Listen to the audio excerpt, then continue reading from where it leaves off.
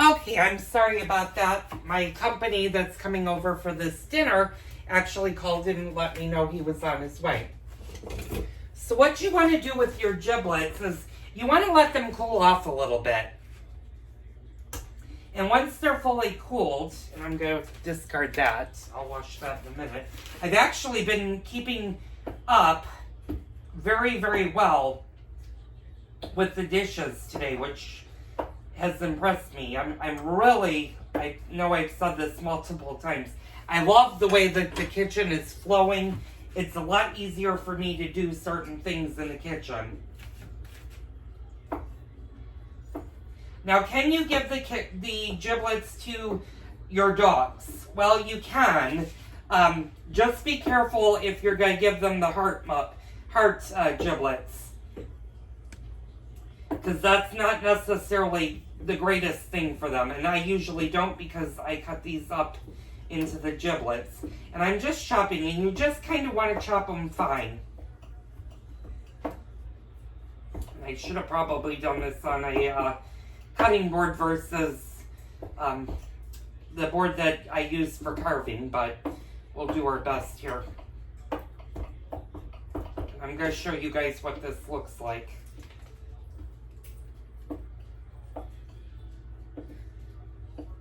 And if you get an ooh or an ick from somebody that's younger, what I suggest doing is making 2 types of gravy if you have kids that you know won't eat the giblets. But as an adult, it really, really tastes good.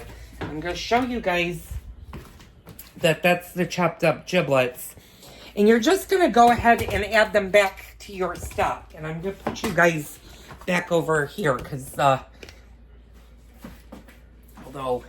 while you're seeing the back of my, that's a bread making machine.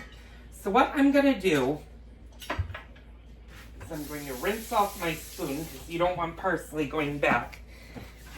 I'm also going to move the onion. So what we're going to do is we're going to just take our giblets and we're going to put them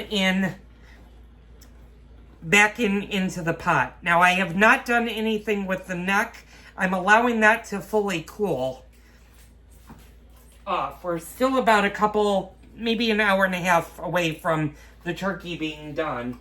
I have checked its temperature a half an hour ago, and it was at 117 degrees, so it's getting up there. It needs to go to 165. 165 to be done.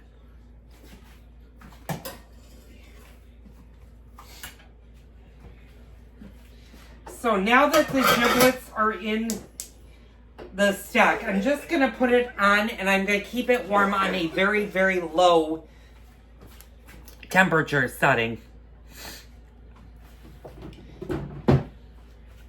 In the meantime, what you want to make sure is that you get any onions that have stuck to the neck meat off, especially if you're going to give that to your pets. You don't want them getting any part of the onion. I'm just taking a paper towel and I'm picking up all of this. And then what I do, and you guys are going to get moved to where you normally would go. I haven't done this in a while, but I'm going to move you guys down here so you can see. What I do is I just pull the meat off the bone and I set that aside. And like I said, you don't want to give any part of the neck bone to your dogs. So, and it takes a couple of minutes to get all of the meat off. It should, if you cooked your giblets enough, it should do pretty easy. And this is a nice little healthy treat for them that they can have. Just remember, you don't want to give it to your dog hot. You want it to fully cool down before you allow your pet to have any of the meat. And there's surprisingly quite a bit of meat on this. Now, sometimes what I will do if I'm having a bigger crowd is I'll actually chop this up and actually put that with the rest of the giblets. But Today I'm not going to do that because it's not really Thanksgiving. And this is more of a good get-together with a good friend of ours. As a matter of fact, this isn't the typical Thanksgiving meal other than the turkey and the stuffing and the mashed potatoes and the sweet and sour cabbage I would normally do. Normally I'd have about 4 other sides. I would have probably a cranberry mold. I would definitely do a vegetable. I would do a green bean casserole or broccoli or an asparagus with this. I was going to do a broccoli, but you technically have 2 vegetables. You have the cabbage, plus you also have the potatoes. So I don't think we need to overkill it tonight with another vegetable. And I'm going to save the broccoli for my husband and I when we do dinner later this week. So, now that the turkey has been in the oven, I'm going to actually move you guys. I'm going to kind of, will you guys be able to see? Well, you will if I turn you down. So you guys may not be able to see me, but I'm going to go ahead and baste my turkey. I'm also going to check and just see what it looks like if we need to tent it. And no, it's doing pretty good, but it is getting brown. You can see how nice and brown the turkey is. As a matter of fact, I'm going to bring you guys in. If your turkey starts to get too dark in areas, then go ahead and just lightly tent it. Like I said, you want to baste about every half an hour to keep your turkey nice and moist. And make sure you also baste into your stuffing because you don't want your stuffing getting too dry.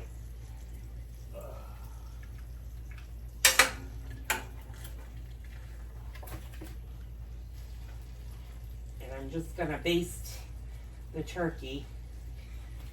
Now, since it's been in for 4 hours, you want to do one of 2 things. One, you want to take its temperature right in the middle of your stuffing. And I'm at 133 degrees right now, so we're getting there. You also want to take the breast temperature. So I'm going to stick this in the breast, and I don't want to hit bone. And I'm at 163 right now in the breast. So it's getting done, but it can definitely go for a longer period of time. And I may not have hit the bone. I'll recheck that in probably half an hour because I don't think the bird would be done this quickly based on its weight and how full I stuffed it. So the other thing that I learned today, and that is not new for me, but I've actually been cleaning as I go. Rather than having all of my dishes pile up on me, I'm just cleaning them as I go, and I'm putting them away after a little bit of time, either hand drying them or allowing the air to dry, and it's been going pretty smoothly. So really the only things I'm going to have to wash, other than the cutting board once I carve my turkey, and then of course all the pots and pans and the dishes, and then I'll be done washing dishes. And I'll do that before I serve dessert so that they can have a chance to just sit and drip dry. Now, I did say that my grandmother's dishes can go into the dishwasher. I sometimes do that and sometimes I don't do that. Like I said, these dishes are old. They're at least 50 years old. So I take better care of them. I treat them like fine china, and I don't use these all the time. These are only used for special occasions, and usually holidays, the anniversary I use my mother's good china, but Christmas, Thanksgiving, Easter, my birthday, all get this china. And you might be wondering, well, why don't I use the really good china for my birthday versus my husband's birthday? Well, if I'm home and not being taken out, usually I'm the one that's cooking. So rather than having to wash all of those dishes by hand, I use the one that has the best memories for me, and this set is the one that has the most memories. So, I'm going to let you guys go. I'll be back later on when we pull the turkey out and once we start doing the mashed potatoes. You need us to shut up. I think that's what he just said. To be Yeah. honest with you. Okay, hi everybody. Shut up for the next 15 minutes. I've got my company here in the background and my husband's at the table. I took the turkey out. It's very important on Thanksgiving Day after your turkey is done roasting. It's 160 degrees in the breast, which it is. Let it rest for the first at least a half an hour to gather all those good juices. Now go ahead and start your potatoes and your vegetables. Now, to do the gravy is really easy to do, and I'm going to get it started. And you're going to do a mixture of flour and cold water, and you're just going to mix it and stir it till it's thick for the giblet gravy. Now, you can use a little bit of the butter drippings from the pan, but I suggest using the chicken stock versus using the butter. So I'm going to go do that. I'll be back in a bit. Okay, hi all. Welcome back to my kitchen. Everything came out good. We just finished dinner. Well, we finished dinner a little while ago. I'm putting things away. The one thing I noticed, and you might notice this with your bird when you're basting, is the bottom half of the turkey. And I'm talking about like when the wings were folded back and the entire back area. So I'm kind of going to use the carcass. Everything below this line. Now the legs were fully cooked, but everything below was just not quite fully cooked. So I popped it back into the oven for about 10 minutes at 350 degrees, and it cooked pretty well. So if you have that problem, just take that part off, put it back in your roasting pan. Make sure that there's nothing in your roasting pan. It's just a roasting pan. It doesn't have to be clean, though. You don't have to wash it. Just dump all of the butter out of it. Lay that in, a little salt and a little pepper. Pop it back in the oven for a couple of minutes, and it'll crisp right up. Now, I forgot to make the casserole, so I'm going to do that now. And if you are doing a separate casserole, now we're talking about a casserole that is separate from the stuffing that you put in the bird. I'm looking for a big spoon, and here, nope, that's a fork. Well, I need to find a big spoon. Oh, both of my big spoons are in the serving thing, so I'm just going to wash one out. But what you want to do is you want to put your stuffing into a casserole dish. Sorry, I was kind of talking sideways to you. And I'm just quickly washing this. Usually I'm not this forgetful, but when you have company and you're starting to talk, and my company is actually lounging in the living room because we haven't served dessert yet. But what I'm doing is I'm just taking my stuffing and putting it in a casserole dish. If you want more, I can give you more.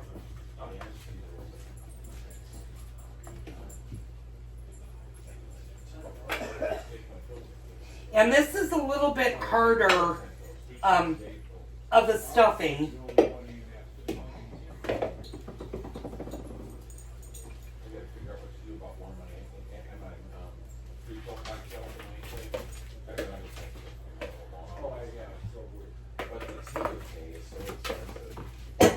Now that you have your casserole in your stuffing in the casserole dish, now what you need to do is you need to moisturize it. And I have plenty of chicken stock, and I'm just going to replenish this. I think Walgreens, some of the Walgreens. And you don't want to over moisten your stuffing, but give it enough chicken stock to moisten. And before you put it in the oven, take a stick of butter And you're going to do pretty much the same thing you did for your turkey. You're going to just cut it, and you're going to lay it on top of the stuffing. Now, when you put it in the oven, what you're going to do is you're going to bake it for about 35 to 40 minutes on a 350 degree setting, but you're going to cover it. And what I usually do with this is I quarter each stick, so they should look like this, and I'll bring you in close. You're just going to lay them kind of on top. And that'll give your stuffing a nice kind of buttery mix, like it kind of was taken out of the bird, but this one is actually not going to be out of the bird.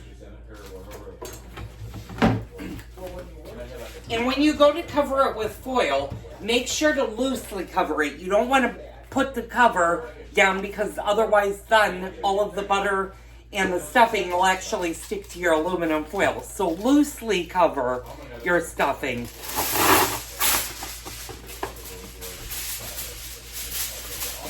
And you almost want it like tented.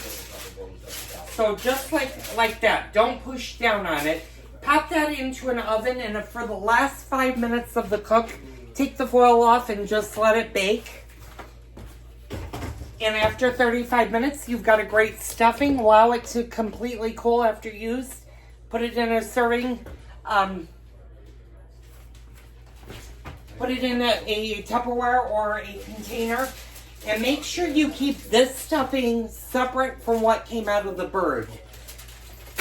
Especially if people are sensitive to what is in the bird. If they don't prefer what's in the bird, make sure you keep those two stuffings totally separate, and you'll have good stuffing. You can use it when you do your good turkey sandwiches. My husband puts a layer of cranberry sauce, homemade stuffing, and then the turkey, and that makes for a great turkey sandwich with a little bit of salt and a little bit of pepper. And we definitely eat that. So I'm going to close out the video for tonight. I want to thank each and every one of you guys for watching my videos. I hope this gives you a stress-free Thanksgiving. Now that everything is done, I obviously have to clear the table. Clear the table. Have your guests go into your living room or your family room or an area where they can relax and have an after-dinner drink. Clear the table and then get it ready for your coffee. Brew your coffee, and an hour after you serve the meal, serve your pie, and your guests will thank you again and again for a great Thanksgiving. So, if you have any questions or comments, leave them down below. I do read each and every one of you guys' comments. I do reply back to all of you guys. Don't forget to hit the like button and hit that subscribe button to get more great videos from me. And if you guys have a particular meal that you want me to focus, or if you have problems making your favorite meal that you just can't get the hang of, leave it down below and I will do it. I'm going to reiterate, I am taking new requests, but they will not be done until January of next year, because I'm already full between now and the end of the year with cooks that I want to get posted of the holiday season. But I will be focusing on you guys' recipes and the most requested recipes after the first of the year. So thanks so much for tuning in. Tune in tomorrow for another Cooking with Joel video.